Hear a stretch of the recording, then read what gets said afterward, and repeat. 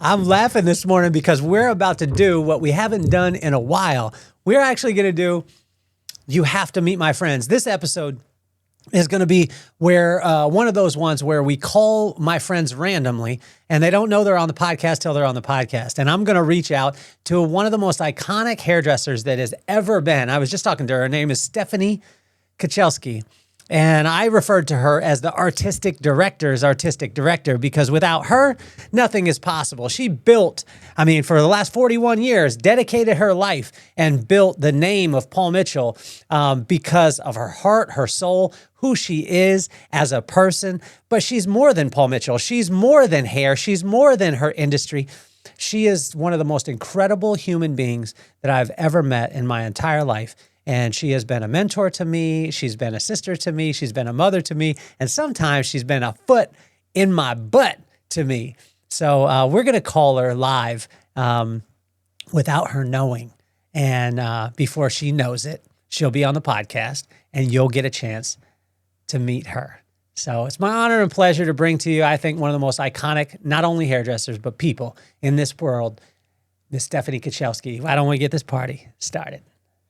Yeah. And this the vibe that raised us, made us, saved us. Love so strong that the hard times praised us. From base life roots to the freeway nights, we turn small rooms into launch pad flights. Yeah, this the vibe that raised us, made us, saved us. Love so strong that the hard times praised us. From base life roots to the freeway nights, we turn small rooms into launch pad flights. We begun surfing waves too low, made our own rules everywhere we go. Held tight to the truth that our parents declared. Anything is possible, the love stayed there. Now Rob's daughter ballin' on the end scene. Olay scene, Will's kids live dreams we never could have seen. This the vibe that raised us, made us, saved us. Love so strong that the hard times praised us. From base life roots to the freeway nights, we turn small rooms into launch pad flights. We are going to send this link out to one of the, well, when I say one of the, I think she's the most iconic person, not only in her industry, but I think in my life. And I like taking I like taking heroes and making them human. And this young lady has become so human in my life and is an absolute inspiration. Let me tell her, click this link, or if she doesn't, we are going to call her. And let's see.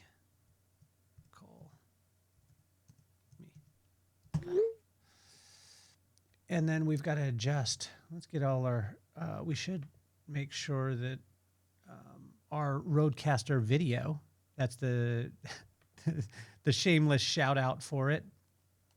There we go. We'll bring that up and see if she's going to,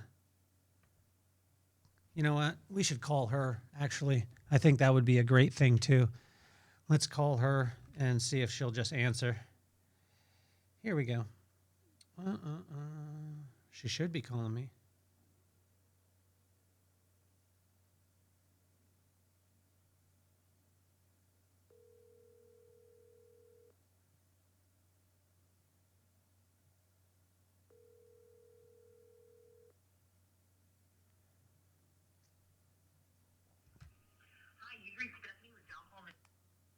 Your name, your number, and a time that works that I might be able to call you back.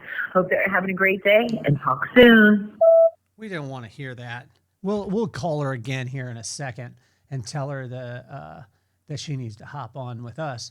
But you know who we're going to call in the meantime is, let's do this. Let's call my brother, Rob, #1 personal injury attorney on the planet and in Las Vegas.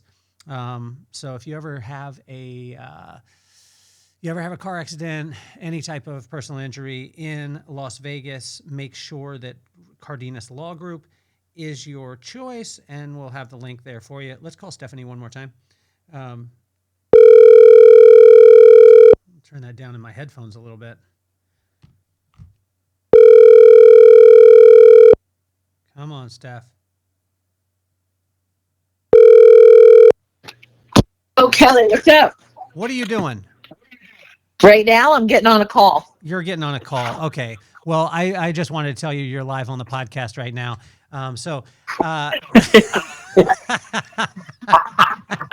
Oh my God, you're killing me. I know. You're just about to get on a call because you're a very busy woman. We're gonna do some other random calls, but you got any love for us this morning before you get on your call?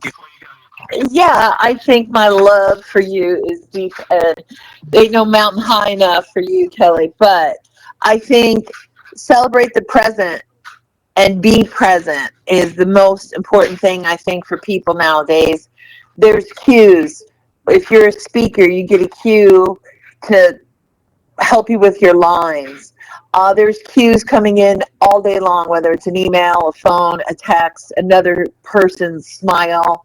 When you're kind, it changes your life. Keep looking for the cues and be nice to people. That's the way the world evolves. And other than that, I'm going to attract the right person for a good Christmas next year. So keep praying, family. I Other got than it. that, have I a wonderful day. I love you. love you too. Have a great day. Bye. Okay, bye bye. See, that's Stephanie Kocielski, and just in that small amount of time, just an absolute inspiration. So why don't we call Big Rob and see what he's up to, and if he will answer our phone today. Drop that down a little bit. Good Lord, that's loud. What's What are you doing driving to work? Yeah, man. You bet. Got You a bet. little late start. Yeah, you better work on that parking though. That's the thing. I'm on your podcast, aren't I? Yes, you are. Yes, you are. Live, baby. How you doing, man? I'm good, bro. Yeah, I'm good. I I'm like the good. fact that you've had to take 16 times to drive that really fast car really slow on the way to work, and then and It's a heck of a commute. congratulations on the article too. The article was genius. Thank you. Not my idea, but kind of a cool opportunity. I've been sitting on it for a couple months, just not really feeling. I don't know. I try to exercise humility and gratitude on a daily basis, and when you read, when something is like highlighting you, I just felt really hesitant about putting it into space and really sharing it with anybody. Yeah, So I've been sitting on it since November. really, dude. That And it was yeah, really good. Really good. well, I think thank you. First of all, thank you so much. Um, Timing is sort of everything, and we're in the process of having our website redone and some rebranding. And in fact, today, of all days, ironically, we're having our media day. So I'm on my way to. We're going to be in production all day long at the office, filming videos and bio photos, and we have couple clients coming in to do testimonials for us. So it just sort of like the perfect timing as I'm like, well, we're in the process of rebranding, launching our new website, and then part of that process is actually pretty fascinating.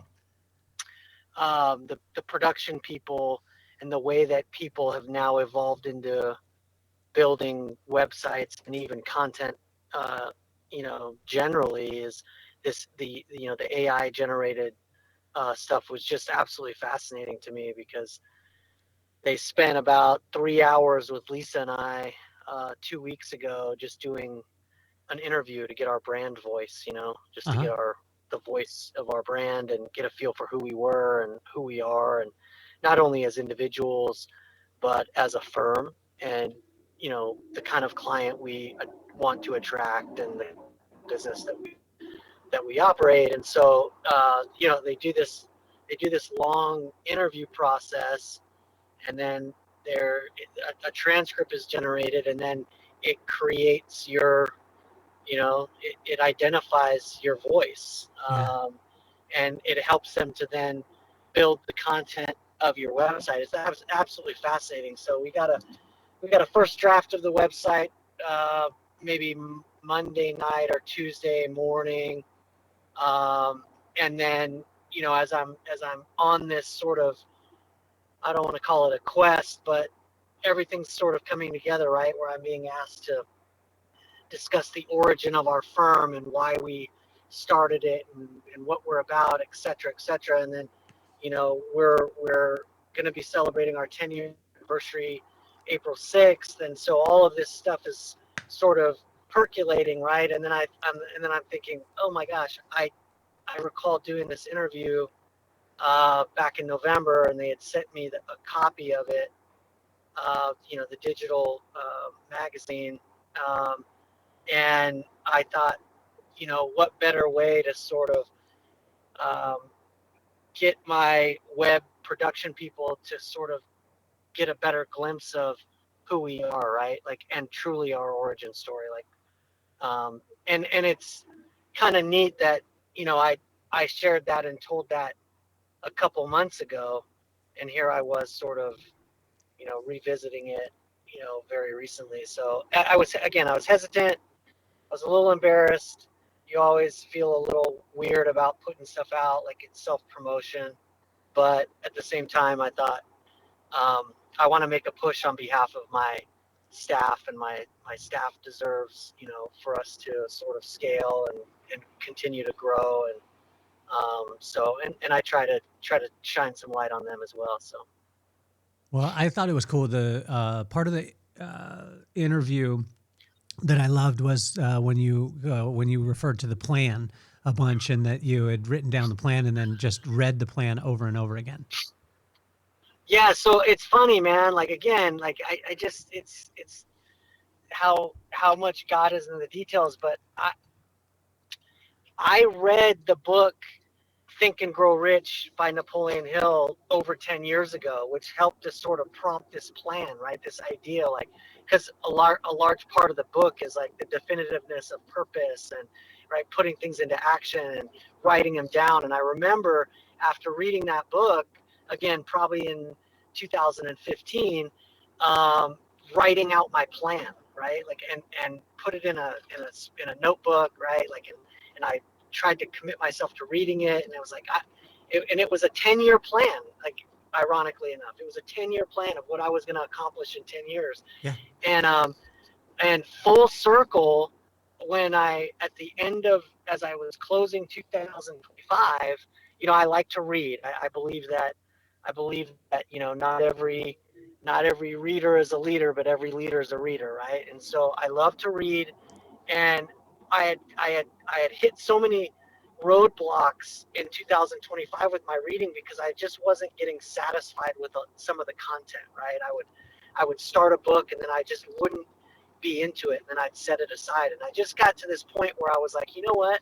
I need to revisit some of my favorites.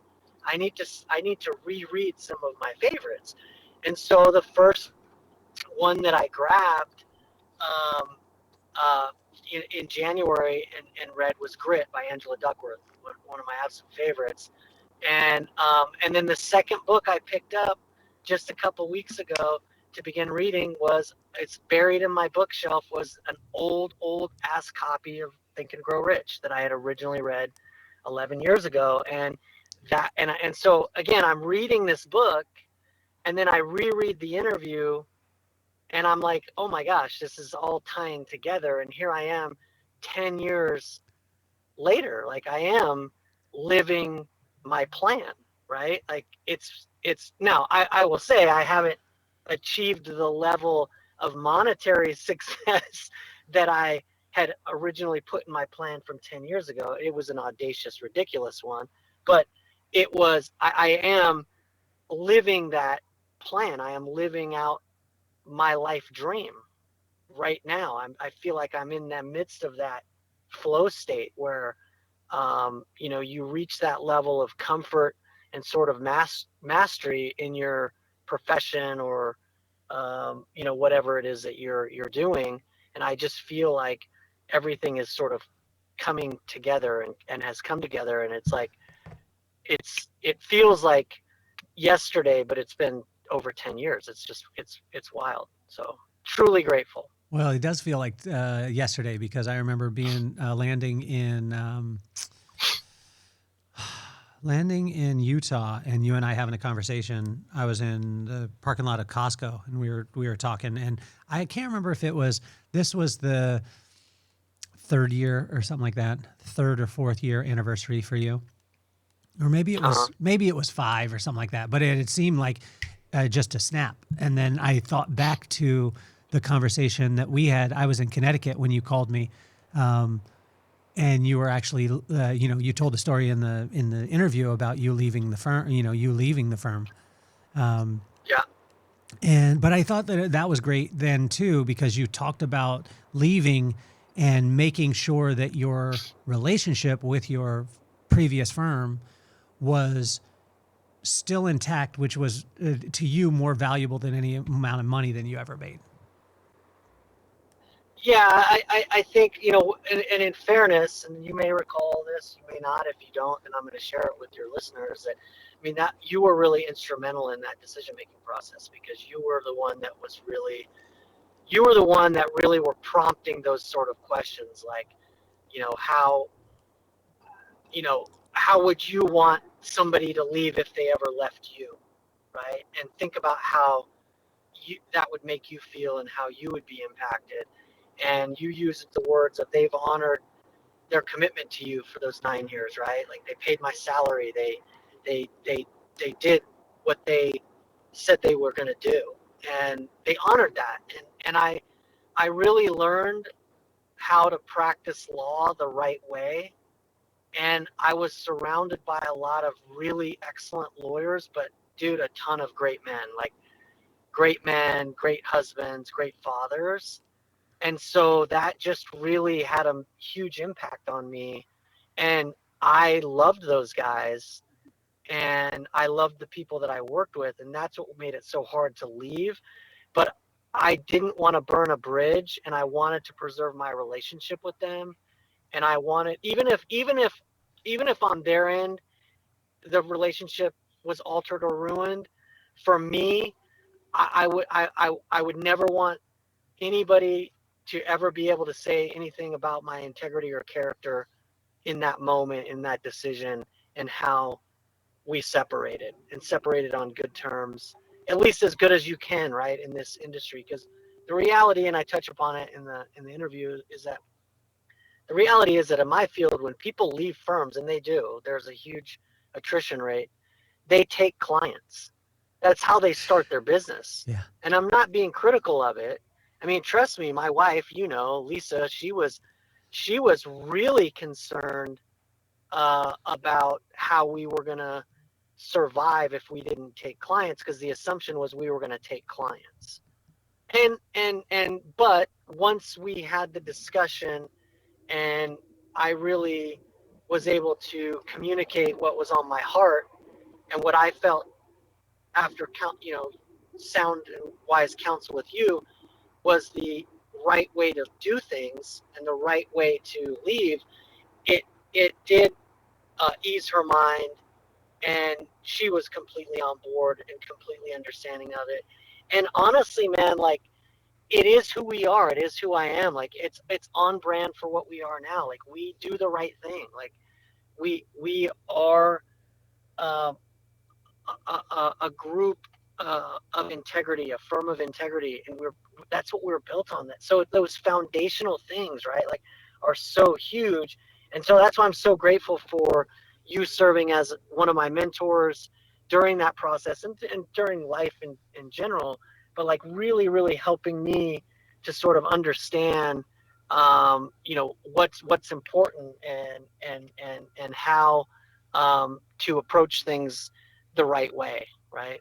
Even if it is a little uncomfortable financially in the short term. In the long term, it paid dividends.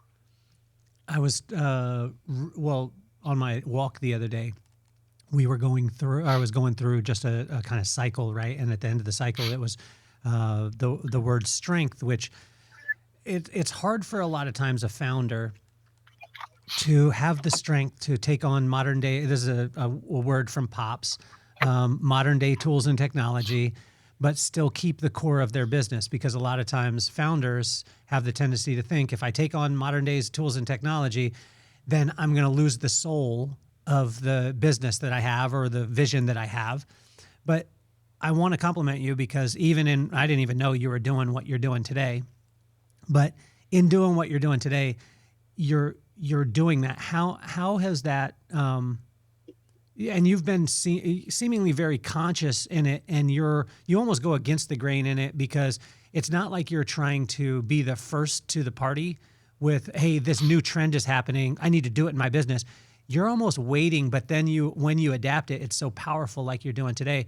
How have you been able to stay on track with that and not, maybe chase a trend that then ends up hurting the brand? Well, I think that, prioritizing my life, and I've always said, like, I think you need to identify your priorities, and then as a business owner, you build your business around your priorities. So for me, my priorities have always been my family and my quality of life and my chosen family, my close circle. And so not focusing on what everyone else is doing. Like winners focus on winning, man. Losers focus on winners. And I'm not focused on what anyone else is doing. I'm not chasing a trend. In fact, I didn't find these guys and go, hey, I want you to create this AI generated content and build this new age, technology driven website. It was, I saw something they had done for somebody that I'm friends with, and I reached out and I met with them and I talked to them, and they were, relatively newer in what they were looking to do, and they were excited about the idea of getting the chance to work with me because they saw the potential in building something for my firm, almost as like a case study, if you'd say, right? Yeah. In terms of the personal injury arena. So, I am old school. I am, becoming a dinosaur in this industry, but at the same time, I look at it and go, I think a large part of success is being able to adapt. And I've always prided ourselves on being fluid, being efficient, having the ability to adapt because of the nature of our firm and the size of our firm and the way we're structured in our culture. Like we can move, like we can adapt, right? So I also have to be cognizant of the fact that, hey, for 10 years, I've survived with no website, with no marketing, with no advertising, with little to no referrals from providers in the community. And here we are doing what we're doing. Imagine the possibilities if we just took a little bit of a step and I allowed myself to become even more vulnerable as an individual and as a firm, right? Like putting it out. Because again, every time you put something out, there's that fear of, oh my God, people are going to talk shit. They're going to hate on it. They're going to, they're going to question it. They're going to challenge it. It's that whole, we've talked about this many times, that whole imposter syndrome idea, right? And it's like, I can't be focused on what other people are thinking or saying. The harsh reality is most people in our lives don't give a shit about what we're doing. They don't care about what we're doing, and they are hoping and praying and holding their breath that we fail. And our job is to make sure that they fucking suffocate, like that's my approach, right? So there's this unscientific theory that I have, and I've shared it with you before. 50% of the people in your life are not paying attention and don't care. 40% want to see you fail, and there's 10% that are cheering you on unequivocally and unconditionally love and support you, and those are your 10% that you need to buy in.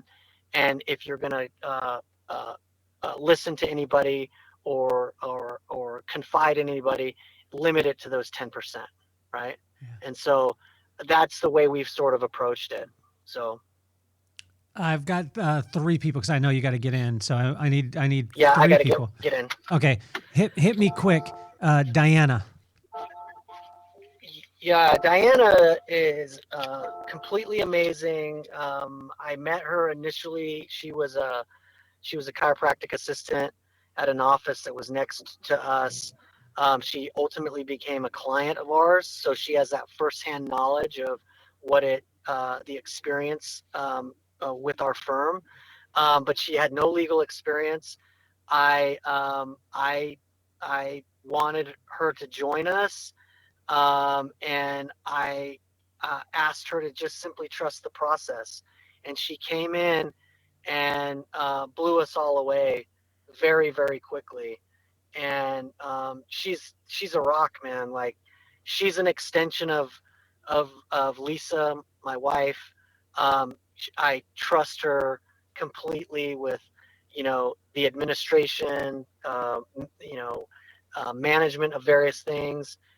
She wears so many hats in our office, from case manager to ordering products for us to the branding material that we secure at times. She has great ideas. She's really, really good at bringing in business and making relationships with various people within the community. She's a rock, man. She's solid as the day is long. Veronica.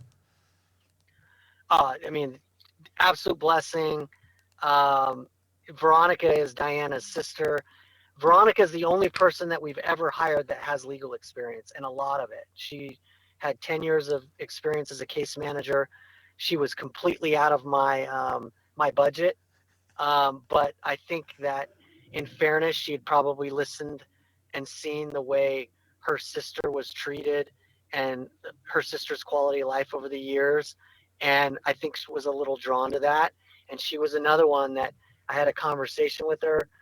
She was everything that we needed, but nothing that I thought that we wanted, right? What I thought I wanted was this limited role, and what I saw in her the first time I met her was this incredible potential. And she's altered our firm in ways that I can't even describe, because she took me away from a lot of the responsibilities that were detrimental to the firm from a financial standpoint. She stepped in, she does her job. And here's the thing, all my people are incredible at what they do. I truly believe, and I've been in this business for 26 years. I've worked at mid-range firms, big firms, small firms. They're the best in the business. They're the best I've ever been around. But beyond that, bro, they're exceptional human beings. They are just great people. And so I'm truly blessed to have not only Veronica, but Diana as well. And the cool thing is they're sisters, and so the working relationship is solid, right? They have a lot of great cohesiveness, and they have fun. And so to listen to them, giggle and laugh and talk during the workday, it really, truly warms my heart. I mean, imagine if you and I worked together, right? Yeah. If that was our career, how fun that would be. And so it brings me great, great joy to see them happy. Bring it home with Taylor, and then get to your media day. Yeah, Taylor, I haven't mastered the English language well enough to articulate how much that kid means to me. He is beyond words, man. Like, he's loyal, hardworking, first guy in, last guy out. Never ever flinches. Never flinches. He's the future, man, and so I've been grooming him to be the future, and mentoring him to be the future. I met Taylor when he was in college. He's been with me since he graduated college, and studied for the bar and passed the bar. Like, he's helped us build this practice. He's now been with us for over 8 years. There's nobody I trust more. And I rely on him so heavily, and I'm so proud of the work that he does. But beyond that, again, the person that he is. He's excellent with people. He's so compassionate and caring, and it just brings me great joy, because culture is not what I say as the figurehead, is not what I say as the founder. Culture is what the people say it is. My people say it is. Our people say it is. So you meet with them, and it's not necessarily about the words that are spoken, but it's the way they act and the way they conduct themselves and the way they treat other people, that just brings me great joy. I'm super proud of them. And I would be remiss if I didn't say my wife, honestly, Lisa is the rock. She is the reason I'm able to do what I do on the level that I do it, and that the firm is able to achieve the things it's able to achieve. She does all the dirty work. She does all the behind the scenes work. She is the one that should get the lion's share of the credit. But me being sort of like to use a sports analogy, sort of the quarterback, I get too much credit when we win, and I'm happy to take the blame when we lose. You're awesome, man. Get to your media day. I love you more than life itself, brother. Love you, bro. Hey, love you, bro. Thanks for Love you. giving me the opportunity. Love you, bud. Have a great day. You got it. Have a great day, man. All right. Bye-bye. Bye-bye. And that, ladies and gentlemen, is my big brother. And that's the reason why I'm so proud of him. When I talk about Cardenas Law Group, and I say they're number one in Las Vegas, that's the reason why. When you listen to that, if you're in Las Vegas and you have a car accident, you have an injury that way, there's only one answer in my head, but that's the reason why. It's not because, hey, a lot of times what I've heard is that it's not the X's and the O's, it's the Sally's and the Joes. And you hear this, you hear the culture, you hear that passion, you hear that fire.